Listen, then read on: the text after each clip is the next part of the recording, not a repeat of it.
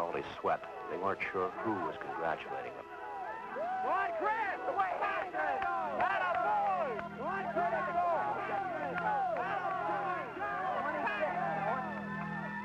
Come on, Hauser! Come on, Hauser! Right, that's little Higby. Come on, Hauser! Pass it! Go! Come on, you got it! Come on, go! Come on, go! But the frail boys finished, and the fat boys finished, and the lazy boys finished. 4 miles. I know, I was pacing myself. Just couldn't keep it.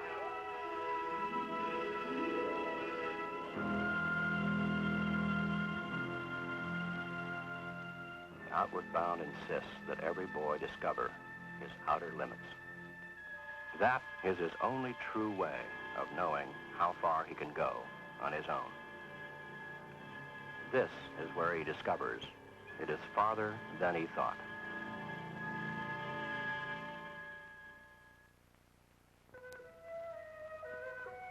When Outward Bound had tested the courage and endurance of its students, it sent them on an experience called the Solo. 3 long days and 3 endless nights of loneliness in nowhere, Colorado. This was a test of the mind and spirit. A boy against himself and against the raw components of his environment. Each boy carried the barest necessities for existence: a plastic shelter, a mess kit, 6 matches, a handful of salt, a piece of string, a length of wire, an ice axe, and the clothing on his back. He wasn't as well outfitted as the buckskin-clad scouts who traveled this way more than a century ago.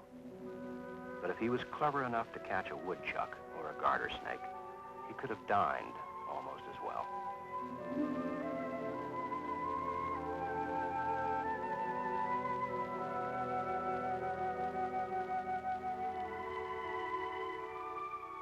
After 72 hours of listening to bird chatter and the monologue of the brook from which he drank, a boy was more than ready to talk about his solo with an instructor who was ready to listen.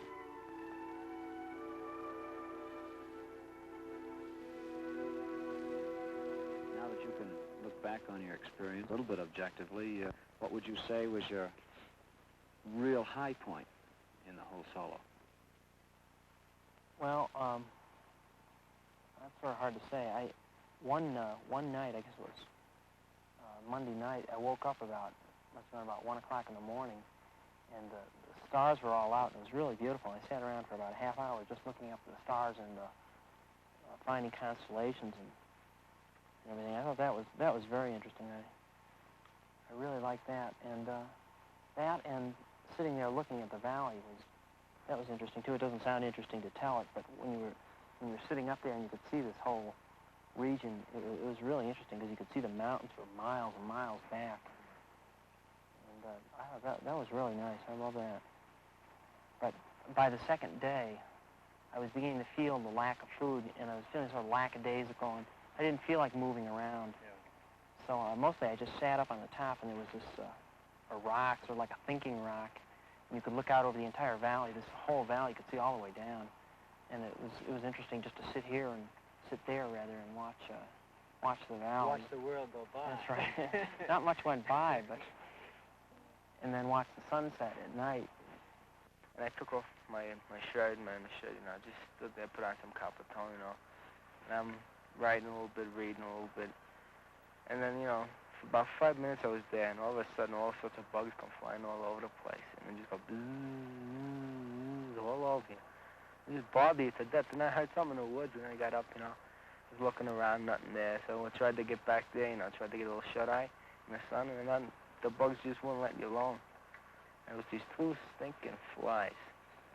And all the time, for about 2 hours, buzz, buzz. Did you find a good place? Yeah, it was good enough.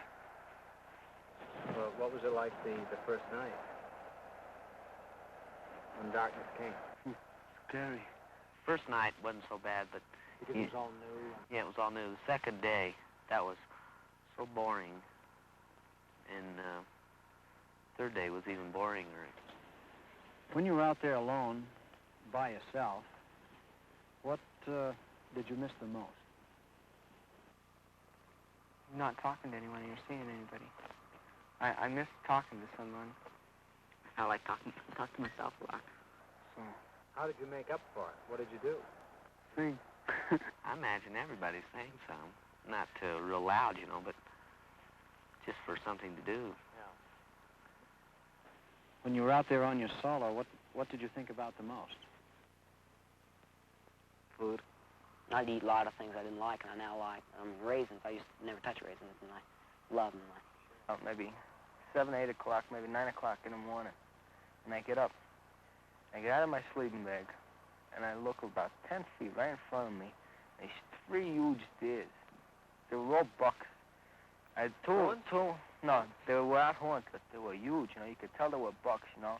And then there was one in the back. I think I scared it away because I went running after him with my ass pick. Like being told, it's about, I think it's 40% more than the world go to bed at night hungry. Well, you don't really think about that until you've experienced it. That is what he thought about just before he ate the flowers. The avalanche lilies that both decorated his table and took the edge off his hunger. It had never occurred to him, because he had never gone through a day without palatable food, that he could look at beauty in terms of his stomach. Until now, references to starvation in hardship areas of the world had left him undisturbed. Delicious? No. Essential? Yes.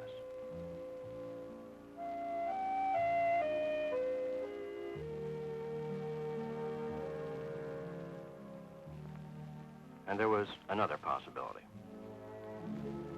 Boiled flowers might be better than raw flowers.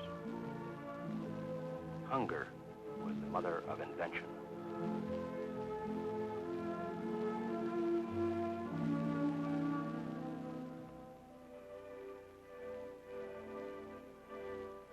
On many slopes of the outward bound campus, the snow piles deep and stays late. Climbing in the midday sun with ice axes and a rope, the patrol learned to live with snow.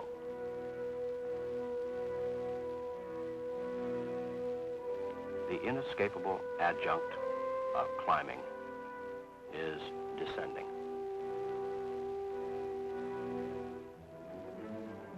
An instructor demonstrated the plunge step with the knee locked and the heel thrust deep, and the self-arrest with the ice axe.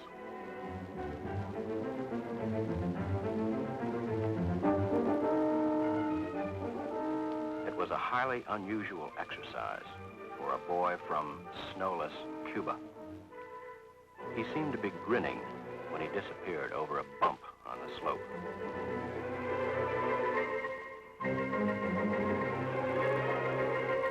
If so, it was the usual mask of fear.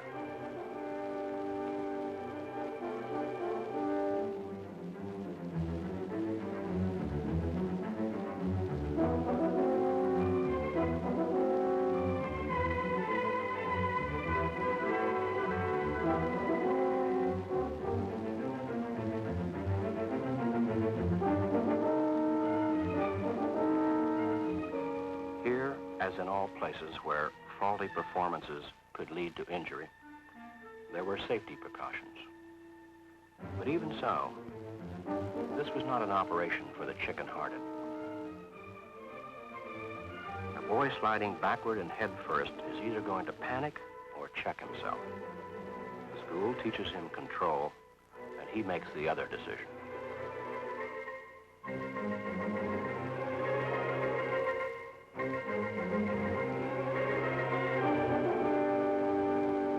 No matter how far the patrol roamed from base, the biology lab was never cut. Ice cakes kept this glacial pond at an even temperature.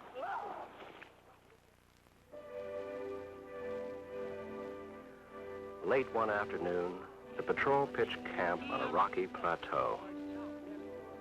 Big bottle, a big quart bottle. In the cold, bleak light, the place looked like a nest for eagles. The boys built fires, and somehow or other, the talk got around to food. Dive into a dish of mashed potatoes and big red juicy sirloin steak. I'm dying for a good cold roast beef sandwich too. Yeah, I mean that tiny bread. And then a big sundae, big chocolate ice cream sundae, you know, with hot syrup. Mustard. I forgot what it tastes like. The wishful chatter faded as the sharp chill of night dropped down on the ledge. A few boys climbed into their sleeping bags in search of warmth and strength to hold them through a tomorrow they knew would be rugged. One boy stared out at the peaks and valleys and measured himself against these giants of size and distance, and he felt small and cold.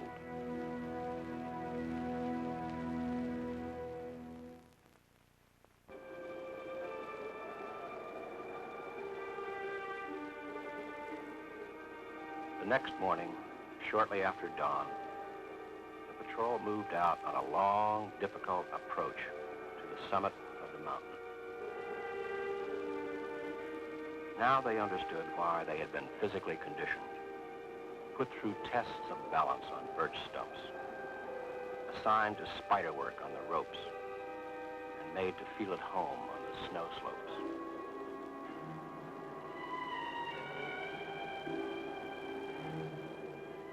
On a razorback ridge, they were responsible for themselves and for others. They knew they could not make it if the least able of them could not make it. Time and again, students at Outward Bound have convoyed the clumsy boy, lifted the spent runner. The school knows that compassion flows best from toughness.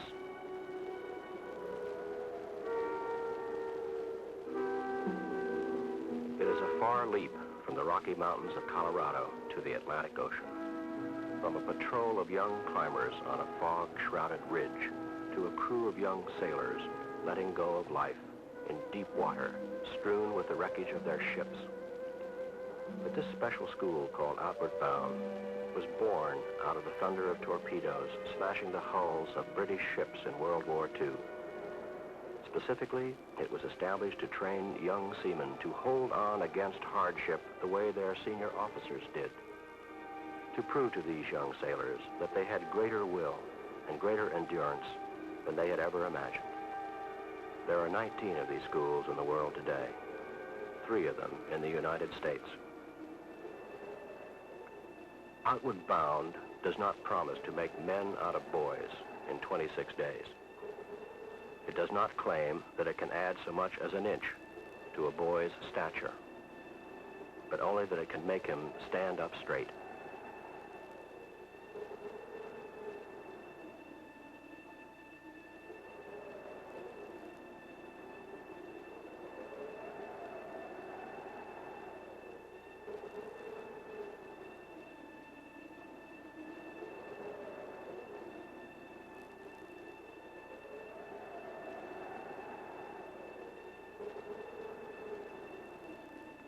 This was the day when boys who didn't believe they could make it to the top made it to the top.